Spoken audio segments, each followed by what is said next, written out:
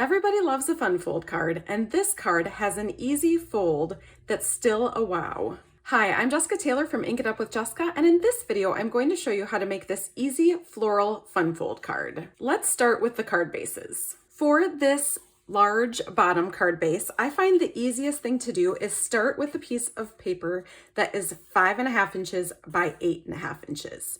Then you're gonna score it at 4.25 inches.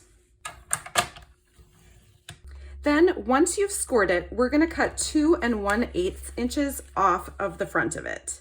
Now, if you don't like precise measurements like that, you can cut 2 inches off and that will be just fine. So then when I fold on that score line, here is the base. For the smaller card base on top, you're gonna cut a piece of cardstock that is 4.5 inches by 6.5 inches and score it at 3.25 inches. And then you'll just fold that in half. The next step is to decorate your card. You can stamp on the inside of this larger base like I did, or you could add a piece of pattern paper there, or it's totally okay to leave it plain too. I'm going to stamp my leaves with Versamark ink. This is a watermark ink, and so whatever color of cardstock you stamp it on, it's just gonna look a little bit darker of that same color. So this is a very versatile stamp pad to have. Now, I usually wanna go off the edge here because you'll notice when you get a pre-printed paper, the design goes off of the edge. So I might take another piece of grid paper to just cover up here so that I can make sure some of my design is going off the inside edge. I only need to stamp around the edges of this because my little top card is going to be taped in the middle of this, so you won't see the center of this piece. Next, you're gonna decorate the front flap. Again, you could use a patterned paper here. I'm gonna stamp the leaves again, and you'll notice that I just put my grid paper inside so that I wouldn't be stamping over what I just stamped on the inside. So it's always nice to rotate your stamp when you're stamping a repeating pattern with the same stamp. And then again, make sure to go off of both, I guess all, not just both, all 4 edges of your cardstock. As this dries, it will look a little bit darker. Okay, now we can tape our pieces together. I'm just gonna use a bone folder to make sure I have a really nice crease on both of my pieces. This is gonna help your card to stay shut better. You see how it kind of pops up? If you can go over the edges with a bone folder, that helps it to stay closed better. I'm gonna use some Stamp and Seal to put adhesive on the back of this little card that's gonna go on the front. And then remember that you want this to open, I guess, to the right. So it opens the opposite way that your cards usually open. So I'm gonna make sure this is open so that I can center this card right in the center of this part of the piece of the card base. And you'll notice this does cover a lot of the leaves that I just stamped. So even though I made a little mistake with that one, you can't see it. So that is how your card base is going to shut. Now we can decorate this little card. So I designed this front card so that I could put a piece of 3" by 4" pattern paper right on the front and it would have a nice border. This is one of my favorite sizes because you can get 12 of these out of one sheet of 12 by 12 pattern paper. So this particular pattern is from Stampin' Up's Hues of Happiness paper pack, which is my favorite paper pack. It is just so gorgeous. I'm gonna go ahead and tape that onto the front.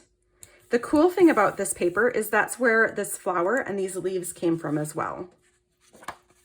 So it comes in 12 by 12 sheets, but you can also use the Blossoming Happiness dies. They coordinate with this paper, so I can use this die to cut out one of the large flowers, and I can use this die to cut out some leaves to go with it. I'm gonna use my Stampin' Cut and Emboss machine. So my sandwich is going to be number 1, number 2, number 3. You'll notice that I've cut my paper down so that it can fit through the machine. Obviously a 12 by 12 piece won't fit through my machine. So I'm just gonna go ahead and pick this first one here. I found that it's easiest for me. I find this little dimple here and it matches up with this little dimple here. It's very scientific, as you can tell. Now, if you have a magnetic plate to hold that in place, that's great. Otherwise, I like to just take a piece of Post-it tape or even just a Post-it note to hold that in place. Then I'll add another number 3 on top and run that through.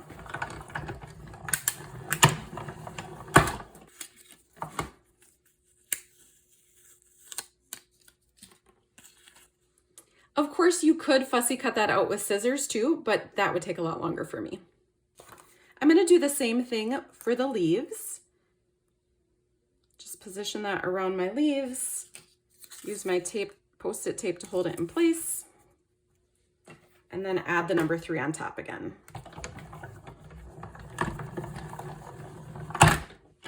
And now I have a beautiful focal point for my card without having to do any coloring. I'm going to add a few Stampin' Dimensionals on the back of my flower to just pop it up a bit. And then I'll put some seal adhesive on the back of my leaves so that they're just flat to the card. And I'll take the backing off of the dimensionals and just figure out where I want to place this on my card. There we go, that looks good. One other thing I like to do on the flower is to add a little wink of Stella. This just gives it a little bit of glitter and shimmer and shine.